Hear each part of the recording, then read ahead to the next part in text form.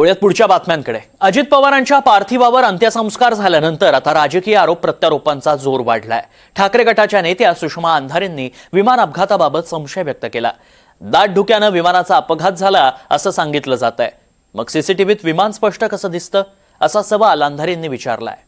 पाहूया।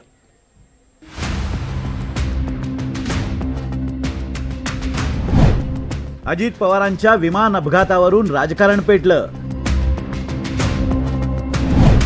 धुकं म्हणता मग सीसीटीव्हीत विमान स्पष्ट कसं दिसतं? सुषमा अंधारेंकडून घातपाताच्या शक्यतेवर जोर।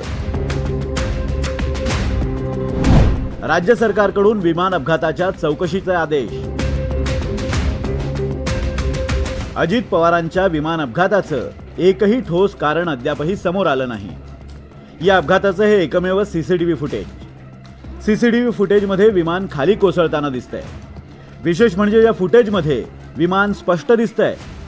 विमान डाव्या बाजूला झुकलंय, त्यामुळे विमानाची लँडिंग चाकावर न होता ते डाव्या बाजूने जमिनीवर आदळलं असावं असा अंदाज आहे। विमानाच्या लँडिंगच्या वेळी धुकं असल्यामुळे धावपट्टी दिसली नाही असं DGCA कडून सांगण्यात आलंय।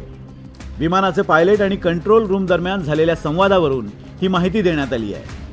मात्र याच माहितीवरून आता सुषमा अंधारेंनी अपघाताबाबत शंका व्यक्त केली आहे। बारामती विमानतळावर कमी दृश्यमानता होती म्हणून हा अपघात झाला असं अनेक जण अपघाताचं कारण सांगतायत। पण खूप दूरच्या सीसीटीव्हीमध्ये विमान घिरट्या घालताना दिसतंय। जर तिथं धुक्याचं वातावरण असेल तर सीसीटीव्हीतील घिरट्या घालतानाचं फुटेज इतकं स्पष्ट कसं? काल लगेच यावर बोलणं संकेताला धरून नसलं तरी तृणमूल काँग्रेसच्या अध्यक्षा श्रीमती ममता बॅनर्जी यांनी उपस्थित केलेले प्रश्न अत्यंत महत्त्वाचे आहेत। ही चौकशी झालीच पाहिजे किंवा ही चौकशी आम्ही अगदी आंतरराष्ट्रीय स्तरावर सुद्धा करू असं सत्ताधाऱ्यांमधला एकही नेता ठामपणे का बोलत नाहीये? अजित पवारांच्या नंतर पक्षातील ज्येष्ठताक्रम असणारे प्रफुल्ल पटेल, हसन मुश्रीफ आणि दिलीप वळसे पाटील यांनी मौन का बाळगलंय? साहेबांचे राष्ट्रवादीतले ज्येष्ठ नेते यावर का बोलत नाहीत? हे फक्त पवार कुटुंबाचं नुकसान नाही आहे, तर हे महाराष्ट्राचं नुकसान आहे। राष्ट्रवादीच्या नेत्यांनी मौन का पाळलंय असा सवालही सुषमा अंधारेंनी उपस्थित केलाय। दरम्यान पश्चिम बंगालच्या मुख्यमंत्री ममता बॅनर्जी यांनी अजित पवारांच्या मृत्यू प्रकरणी सर्वात आधी संशय व्यक्त केला होता। अजित पवारांना भाजपपासून वेगळं व्हायचं होतं असा दावा ममता बॅनर्जींनी केला होता। I do not know what is the fate of the opposition political parties, but he was very much with the ruling party. But before few days ago, I came to know that from social network that somebody from other party, they gave a statement that Ajit Pawar is willing to leave the BJP. Mamata बॅनर्जींच्या याच आरोपांची री ओढत सुषमा अंधारेंनी अपघाताबाबत संशय व्यक्त केलाय। तर सुषमा अंधारेंच्या या आरोपांना ठाकरे गट आणि काँग्रेसच्या नेत्यांनीही समर्थन दिलंय।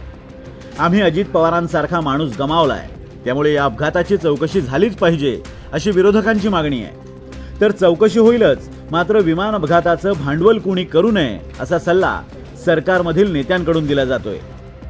बारामती एअरपोर्टला रडार नव्हतं अशी माझी माहिती आहे। ATC नव्हतं, कोणतीही यंत्रणा नव्हती, एक एअर स्ट्रीप होती आणि विमानं उतरत होती VIPंची। हे जर खरं असेल तर त्याला जबाबदार DGCA आहे।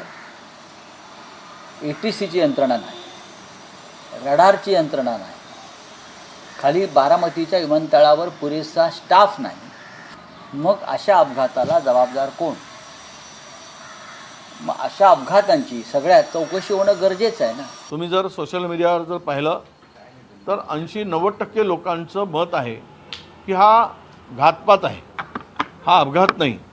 त्यामुळे सरकारने आपली बाजू स्वच्छ आहे हे सिद्ध करण्यासाठी या संदर्भातली संपूर्ण चौकशी झाली पाहिजे। ते CBI असू देत किंवा कुठल्याही प्रकारची जी सर्वोच्च चौकशी करता येईल। काहीतरी संशय व्यक्त करायचा, काहीतरी पॉलिटिकली बोलायचं, मला वाटतं हे अतिशय अयोग्य आहे। या विषयावर कोणी बोलताना थोडं गांभीर्य लक्षात घेऊन विषयाचं बोललं पाहिजे।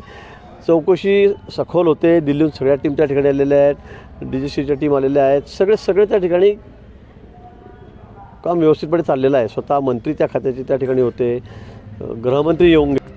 अजित पवारांच्या विमान अपघाताला संशयाचं बळ मिळण्याचं मोठं कारण सांगितलं जातंय ते म्हणजे महापालिका निवडणुकांमध्ये अजित पवारांनी भाजपवर कथित सिंचन घोटाळ्याचा बॉम्ब फोडला होता. अजित पवारांनी या घोटाळ्याचे पुरावे असल्याचंही सांगितलं होतं.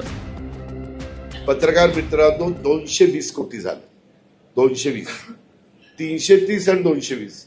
मी नंतर अधिकाऱ्याला विचारलं, अरे 110 कोटी रुपये कसे काय वाढले?